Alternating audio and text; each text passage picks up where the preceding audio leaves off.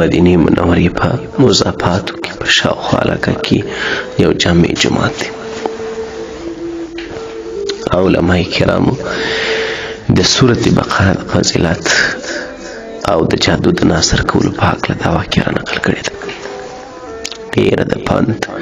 او ډېره د عبرت. خلاص غوږ یې واورئ، قرآن سره تعلق جوړ کړئ، تلاوت په خپل کورو کې جاري کړئ. مشرانو زموږ ستاسو د مسؤلیت دی او د الله په حضور کې به موږ تاسو پېښېږو. داسې نه ده چې بس یې وخوره وچښو بس. و یو د یو خطیب یو مولوي صاحب لرول، نو هغو به سبق وایي، ښه ډېر تعلیم یې حاصل کړي. یو ځل په دې شاوخوا آس پاس علاقه کې چې کوم د دې دوستان دي، رشته داران دي، قریبان دي، همسایګان دي، د یو کس د یو ځوان نظر پر دغه نجلۍ باندې واوښتې. دا ډېره سیکناکه وه. دا ځوان په دې باندې میین شو. دې ځوان څه چم وکړی چې یاره راسه، نجلۍ هم بغیر له کوزدنې ناسته ده، یو بندوبست جوړ کړه، لاره جوړه کړه چې دا تاته د دې پلار خو نو خطیب دی، مولوي صاحب دی، چې هغه چېرته تاته دا نجلۍ دغسې درکوي چې تا ږیره خریلې کلینشپ دې جوړ کړی، نو ته راسه د ملایي په صفت کې، د دې بزرګۍ په صفت کې ورله ورسره، بیا به کېدی شي چې د دوستي سره ورسېږي. نو دا سړی اول دا چم وکړي چې لمونځ یې شروع کړي، ږیره یې پرېښو، ښه سنت باندې لباس او شکل جوړ کړي، لباس یې واغوستی، راتلی به وختي جومات، سهار جومات ته به م، ماپښین جومات ته به م، مازدیګر په هر جومات کې به دی موجود او ښه د اخلاقي ژوند یې تېراوه. باور و یقین وکړي، هغه امام چې په کوم امام کې، هر امام دغسې راواخلي، هغه د دې خپلو مقتدیانو په لمانځو باندې ډېر خوشحاله کېږي، په دینداري باندې ډېر خوشحاله کېږي. دا فسق او فجور ډول لکه دا پر دې امام د دې کلي پر ملا صاحب ډېر سخت او بد تمامېږي، بد پرې لګېږي. ولو که په خپله انسان خراب وي، ولو که انسان په خپله بد وي، لیکن ملا تا ته بده لار نه درښي، دونه ظالم هم نه وي. به هر حال عزیزانو، نو دا ولو چې ژوند تېرېدي میاشت 2 3 4 او کال مابعده دې هلک خپل پلار هم ورته ویله چې بابا که تاسو ماته چېرته دوستي و، رشته و، نکاح راکوئ، د ده مولوي صاحب لور ده او زه بې حاله رمه، نو دا زموږ د محلې یا د فلانۍ محلې د خطیب دا زما ډېر زیاته خوښه سوې ده، نو که تاسو نکاح کوئ بس تاسو هغه ته مرکه وکړئ. هغه ورته ویل ډېره ښه ده. نو هغه پلار و اکاګانو هغه مرکې په شکل باندې مولوي صاحب خطیب صاحب ته مرکه راغله. خطیب صاحب چې سوچ وکړي چې دا یو دیندار هلک دی، په دې اوسنۍ معاشره کې داسې هلک پیدا کېدل هم د خدای یو لوی ستر نعمت دی. بس څه ښکاره عیب نه و پکښې کې، بس خبره وکې سوله، بس ټیک دی، سیدې نکاح وتړل سو. د نکاح څه وروسته رخصتي وسوه، واده وسو. د واده څه وروسته 2 3 4 میاشتې مابعده یا نیم کال مابعده 5 6 میاشتې مابعده سوکس سوکه هلک په کال منځ کې ټمبلې شروع کړه، لکه ایلي کله کړې کله نه کړې، لکه زموږ ځوانان. الله پاک دې موږ ټولو ته هدایت وکړي. یوه کیسه بله په مابینځ کې په یاد راغله، ټولې د عبرت خبرې دي، د زړه په غوږو یې واورئ. کېدی شي دا اوس نن تاسو واورېدل در سره محفوظ یې کړئ، نور مسلمانانو ته یې مه ورسوئ. بیا ګوره موږ ژوندي یو که مړه یو، په مرګ په ژوند څه باور شته چې بیا به کله تاسو ته بیانېږي، کله زموږ په مخ کې راشي. بله واقع دا ده، یو سړی و، وروسته ډېر لوی بزرګ دی جوړ شوی دی، د غنمو زما د پامه وتی. نو اولنۍ زندګي د شرابو د کبابو سره تېرېدل. یو مینځ یې درلود، هغه مینځ د خدای اطاعت کوونکی او د الله څخه بېرېدونکی انسان اول، ډېر د الله سره جوړ او روغ. دا د خدای حکمت دی، په یو کور کې یو ورور وي بېدینه وي، بل ورور بېدینداره وي، پر یو د دین د خوا تمامه وي، پر بل د بېدینۍ د خوا تمامه وي. زوی دیندار وي، پلار بېدینه وي، پلار بېدینه وي، زوی دیندار وي، ښځه بېدینه وي، خاوند دیندار وي، خاوند بېدینه وي، ښځه دیندار وي. زما په دوستانو کې یو کس دی، نو هغه دومره بېدینه دی چې څه درته وایم، خو په سر باندې چې دغه کومه زنانه ناسته ده، باور و یقین وکړي چې سړی به فکر و سوچ نشي کولی چې څونه دینداره، څونه تقوادار او څونه پرهیزناکه، څو مسلې هغه داسې مسله پوښتي چې په کلي کې د چا نه ورته پام، په محله کې د چا نه ورته پام، د هغه په ټوله علاقه زموږ په ټول ښار کې ورته پام دی. نو ګرانو عزتمندو مسلمانانو، خبره مې دا کوله چې دی بزرګ چې دا مخکې زندگی په شراب په کباب تیرولې، ورځې شراب سار وخوړه د انډوالانو ملګرو سره، د ماپښین لمونځ تیر شو دی په نشه کې دی، د مازدیګر لمونځ تیر شو دی په نشه کې دی، د ماښام لمونځ تیر شو دی په نشه کې دی، ماخستن چې محفل سره ولاړې ختم شو دی، پاته شو ملګري ځینې ولاړل په کوټه کې مست پروت دی خمارې، دا مینځ یې یو سکروټه راخیستې ده، د اور بڅرې نه تاسو چې شوی د اور سوی، د اور سوی راخستی دی په دې پښه پسې ورونیوي چې دا اور وینیوي صاحب معنا سړی راوغورځېدي، څو واره مخکې لمانځه په ټیم کې غږ وکړي چې پورته لمانځه ته ده بوټې ځمې پازاوه راوغورځېدي، څه کوې؟ ما سې ته کتلې چې یاره ته څونه زړور یې، ته د آخرت اور تاب لرې کې نه لرې. نو ما ته سیاسي کتلې چې ته د آخرت د اور تاب و طاقت توانم لري که څنګه داسې بې لمانځه بې دینه پروت یې ټنډ. نو عزیزه ما دا د تجربه کې ته د دې اور تاب نه لرې او دې وکړې راوغورځېدې، نو خدای نیکبخته ته د آخرت د اور څه تاب ولرې، ته به دغه سختۍ څه تاب ولرې. دا خبرې ډېره په اخلاص په صداقت، کومه خبره چې په اخلاص په صداقت باندې هغه کې اثر موجود وي. نو همدا ولا چې دې سړی بیا سوچ فکر وکړي نیک تی جوړ سو، ډېر لوی نیک بزرګ انسان تی جوړ سړی چې کوشش وکړي په هر شي کې چې کوشش وکړي نتیجه الله درکړي. نو چې بزرګي غواړي الله دې بزرګي، نو د الله ودی و دوست بل څه جوړ سي. بد مه کوه، تقوا اختیار کړه، نیکي کوه، شل منځ کوه، شطاعت د الله کوه، ښه وظیفه کوه، تقوا کوه. تقوا چې ته وایي ټلیفون غلط مې استعمالوه، خوله غلطه مې استعمالوه، سترګې غلطې مې استعمالوه، ګیم مه کوه، شکه مه کوه، کرمبوړ مه کوه. تقوا خالي کار د طالبانو د ملایانو نه دی. عزیزانو زه څنګه تاسو د مقصد خلاص کوم، خبره مې دا کوله چې هغه دوستي وسوله 6 او 5 میاشتې ما بعد د دې سړي په لمانځه کې سوکه قایلي شروع کله کړي کله نه کړي لمونځ. هغه ځوان هلک چې په ښځه باندې مینو پر هغه لور باندې ده خطیب، نجلۍ ورته ویله، دې ښځې ورته ویله چې دا ته ولې په لمانځه کې کمزوري کوې، ته خدای ښه دینداره وې او د دین په سر باندې زما پلار له تا سره دوستي کړې ده، په تا شک نه و، پیسې زما پلار داسې نه غوښتې، زه په تا شک باندې نه وم، موږ ستا و دینداري ته کتلي دي او دا خو بیخي د برداشت وتلې خبره ده چې ته به بېدیني کوې. یوه ورځ به زه غږ نه وکړم، 2 به زه غږ نه وکړم، څنګه زندګي ده. نو غالک ورته وویله چې دغه دینداري خو ما ستا د حاصلولو لپاره شروع کړې وه چې ته اوس راته حاصله سوې، زه دینداري څه کوم،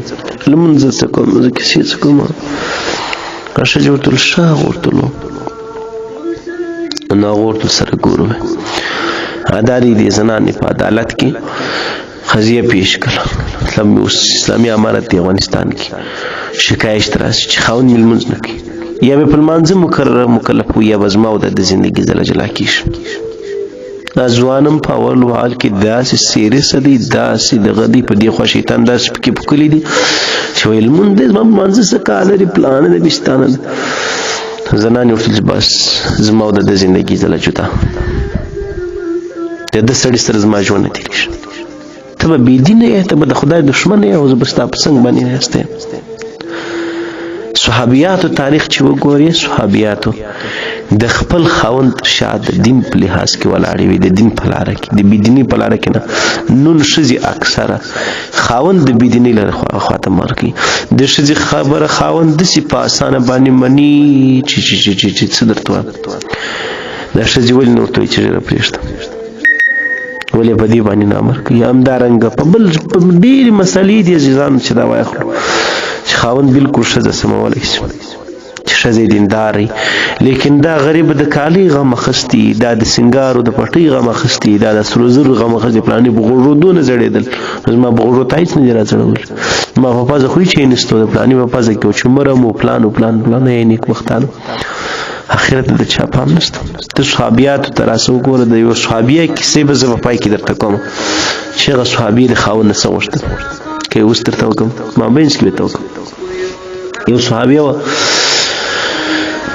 ډېر زبردست مالدار خاوند دی د دې هم ډېر ښه ژوند ورسره تېر دی. یوه پلای د شپې د خاوند اوبه غوښتلې دې زنانه ولاړه سو اوبه یې ورته راواخیستل چې راتلله د اوبو د راوړلو څه وروسته خاوند یې بېده سوی دی. دا زنانه ورته ودرېدله نیمه شپه ده چې خاوند یې سترګې راونې کړې زنانه یې ولاړه ده اوبه یې په لاس کې نیولې ده ورته انتظار. نو مخکې هم د خاوند دونه تابعداره زنانه وله نو هغه دومره خوشحاله سو چې یاره دا څونه زما خدمت کوي څونه زه پر ګران یم مثال کې طور پر څونه زه پر ګران یم زما قدر کوي. نو ډېر په احساساتي کې شو او په خوشحالي کې واده د چا سره مه کوه په غم کې فیصله او قضیه مه کوه پریشاني کې. نو ده ورته وویله چې ته دی وکړه چې ستا څه غواړې ستا څه غوښتنې به زه نن هغه پر کوم. ښځې ورته ویل ټینګ به نسې ورته نه ټینګېږم چې ستا څه غوښتنې زما په وسه پوره یي ته چې راسه وکړې زه ته پر کوم. هغوی ستا په وسه پوره ده ما ته طلاق راکړه. دی خاوند حیران شو چې یاره داسې زنانه دا طلاقېدو وړ ده دا څنګه طلاق زما کور خرابېږي نه دوی دا څنګه غوښتنې راسه وکړه بس نو خو تا راته ویل بس طلاق راکړه. وایي زما په کور کې څه مشکل پېښ شوی یا به هېڅ مشکل نشته طلاق راکړه. صحابه کرام یو دا ښه عادت ولو چې هغو به هغه مسله چې په خپل کور کې به نه حل کېدله مشکل به ولو نو هغه به امام الانبیا ته پېښول دغه نه راوروسته خلیفګانو او مشرانو ته یې پېښول. نو هغه صحابي ورته ویل چې بس ټیک دی سبا سهار به ولاړ شو نبي کریم صلی الله علیه وسلم ته به ووایو دواړه که چېرته د خبره سمه وله بس بالکل طلاق هم درکوم. نو تا وویل ما د خوله درته ویتلی دي. صحابه کرام داسې خلک نه وه لکه نن چې نو دا ژبه ده درواغ رښتیا لمونځ ښکنځل ووایه در خپلې وعدې چې سر یې کاټېدی نه تېرېدل. زموږ د څه کیسه ده د منافقان چې د صحابه کرامو په دور کې د منافقان به ورته ویل یاره زه دا وایم زما دا سوچ دا فکر دی چې هغه نښانې چې په هغه منافقانو کې ولې غالبا چې هغه ته منافقان ویل کېدل هغه په نن ډېرو انسانانو کې موجود دي. الله دې موږ ته هدایت وکړي الله دې په موږ باندې خپل فضل و کرم وکړي الله دې په موږ احسان وکړي اله العالمین په موږ خپل رحم وکړي. عزیزانو زنانه سبا سهار چې د صحابي سره روانه سوله په لار کې صحابي د پریشانۍ له وجې نوک ووایي چې نوک یې ووایي هغه زنانې ژر ژر خپل پړونی څیرې کړي خپل څه شي ورسره او در ملا بند یې ورسره هغه یې څیرې کړي پښه یې وتړ بس وایي نور نه ځم طلاق مې مخکې غوښتي نور یې نه غواړم راځه کور ته. د صحابي چې کور ته راغلی پوښتنه یې ځینې وکړه چې ماخستن دې څه ویل بیا سهار ما ورته تلو ته څه دپاره نو بیا تا ولې ویل دی ورته ویله چې د یو څو ټیم مخکې ما د امام الانبیا څه د یوه خبره په بیان کې واورېدله. هغه خبره دا وله چې کوم سړی الله سره دوست دي د الله مین محبت ورسره په هغو باندې غم راځي پریشاني هم الله کله کله پېښ دي. نو زه چې ستا کور ته راغلی وم دغه نعمتونه دغه حسرتونه دغه راحتونه پیسې ته لرې پلانه زندګي ده نو ما دا سوچ وکړی چې ستا خاوند ته به د الله په در کې مقام لري کې نه لري نو د داسې خاوند سره ته ژوند ولې تېر کړې چې هغه د الله سره مقام نه لري. د دې وجې ما تا څه د طلاق غوښتنه کړې. نن چې زه ستا سره ولاړم نوک دې ووایي چې پریشاني په تا راغله او تا پریشانه سولې بس ما ته معلومه سولې چې ستا هم د الله په دربار کې مقام دی. د دې په خاطر ما تا نه طلاق غوښته. هغه زنانې چېرته ولاړ وي زموږ دا کالي غواړي غریبان کالي یې نشته وایي زنانه که 100 جوړې کاله لري او که په دنیا باندې هر څه بلې چې امداد نه غواړي غریب وي یوه جوړه کالي لا مې پکار دي. ګرانو عزتمندو مسلمانانو نو د دې خطیب کیسه مې درته کوله واقع مې درته بیانوله د پند د عبرت ده. هغه خطیب هغه امام هغه ملا لور هغه په محکمې او په عدالت کې دا ویل چې د ده سره زما ژوند نه تېرېږي خبره ختم چې دی دونه ټینګ پر جهل باندې ولاړ دی بس هلته محکمې قاضي فیصله وکړه چې د دې د نونه څه نکاح ختمه او تله جلا. هغه د خوشحالي کور په خفګان باندې واوښتي. هلک د یوې ورځې و د 2 ورځو ما بعد چې سوچ وکړي چې اوهو دا څنګه لال او د جواهرو غوندې ښځه زما د ګوتو بیا ووتله او په دونه تکلیفو مې لاسته راوړې وه او دونه نیکه زنانه دونه دینداره دا دې څه وکړي په خپلو کړو باندې پښېمانه شو. نو اوس د دې لپاره دی هلک د جادوګر مخه ونیول مرکه به مخکې خامخا ورته کړې هغه ورته یا بس 15 شپږ میاشتې به دې بیا لمونځ پرېښي د جادوګر مخه دی هلک ونیول جادوګر له ورغلی هغه ته ویل چې داسې مسله ده ما خپل ښځه ده داسې ته یو کار وکړه ورته چې موږ د شیطانانو څخه مدد او مرسته په دې کې غواړو نو پیسې مضبوطه درکار دي هلک ورته چې څونه ته غواړې هغه زه درکوم کار کوه هغه جادوګر راولاړ شو د شیطانانو په مرستو د پیرانانو په مرستو په پلان یو ځای کې وبېروه بېدینه انسانان خو بېدستي بېرولی هم نامي زامن یو ځای کې وبېروه یو ځای کې غږ پر وکړه ځای کې څنګه وکړه یو ځل دی هلک دغه جادوګر ته راغلی پیسې مضبوط ته ورکړې چې څونه غوښتي چې لک یې غوښتي 2 لکه یې ورکړې خو جادوګر میاشته تېره سوی څه کار ونه سو دویمه میاشته کې بیا هلک ورته راغلی یاره تا څه وکړل هغه ورته ویل هېڅ هم نه کېږي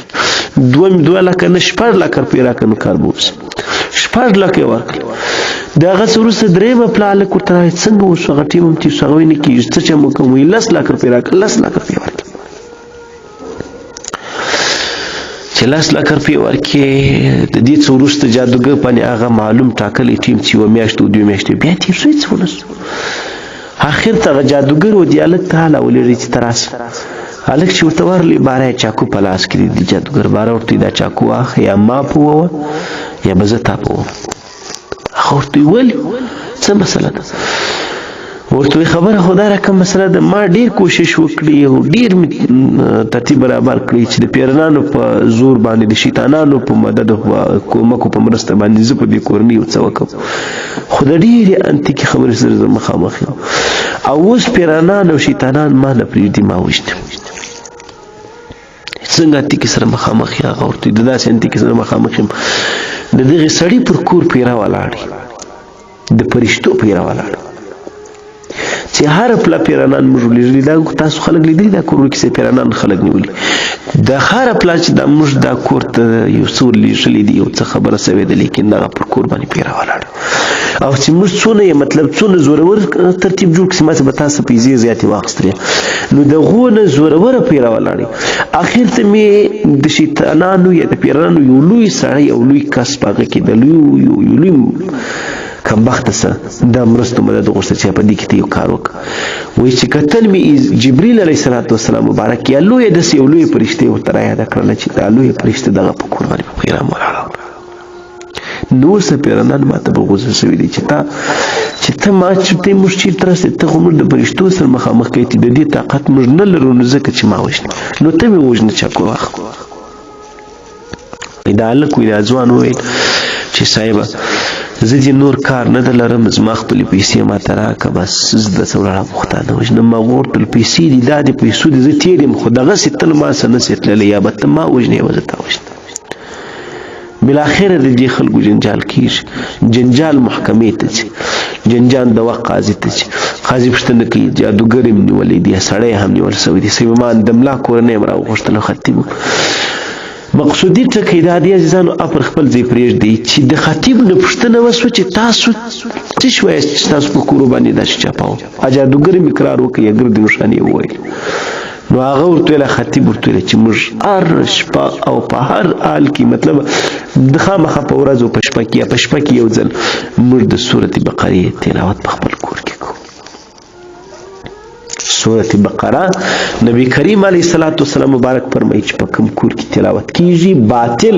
د باطل نه علما فرمایي جادوګر باطل پر هغو باندې اثر نشي اچولی باطل په هغو باندې زور نشي کولی باطل په هغو باندې څه نشي کولی نن د څونه د جادوګرۍ دور دی نن کومې کیسې په کورو کې روانې دي نو ستاسو سورت بقره ستاسو نه دي زده حافظان مې په کور کې ناست دي خو ټکي د قرآن تلاوت مې په کور کې نشته عزیزان د سورت بقرې د قرآن کریم در ټول د فضیلت ولا سورت کوم یو دغه سورت بقره دی د دې ویل په کور کې برکت راولي یوازې داسې نه چې د شیطانانو د پیرانانو څخه بته چې په دې کور کې دا ویل کېږي شیطان هغه کور پرېږدي د دې پرېښودل نه ویل په کور کې بلکې د قرآن نه تلاوت په کور کې حسرت او بدنصیبي ده عزیزانو دا خبرې یادې وساتئ ما درته ویله په قرطبي علامه قرطبي د معاذ بن جبل څخه نقل کړی دی قرطبي رحمه الله یو روایت نقل کړی چې هغه راوي د حدیث معاذ بن جبل رضی الله عنه مبارک دی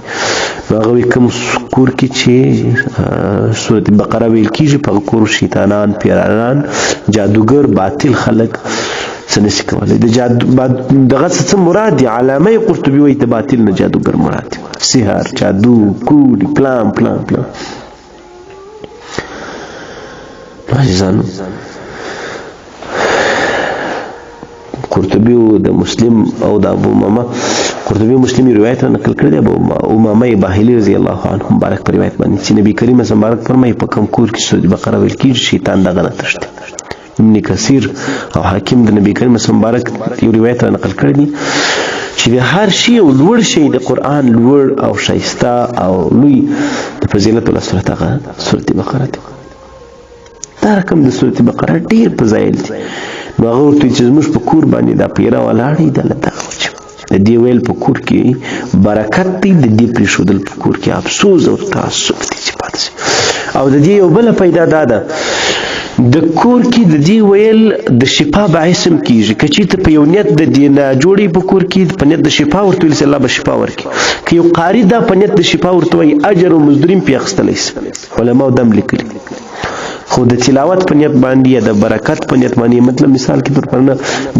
د ذکر په نیت باندې چې سړی وایي پر هغه باندې بیا دغه نشي اخیستلی. د شفا په نیت چې وایي پر هغه بیا د شکرانه هم اخیستلی شي. صحابه کرام په دې باندې ناجوړه دم کړي دي. الله پاک دې دایي څو خبرې زموږ تاسو لپاره د پام او فکر او د هدایت وړ وګرځي. امین. السلام علیکم ورحمت الله وبرکاته.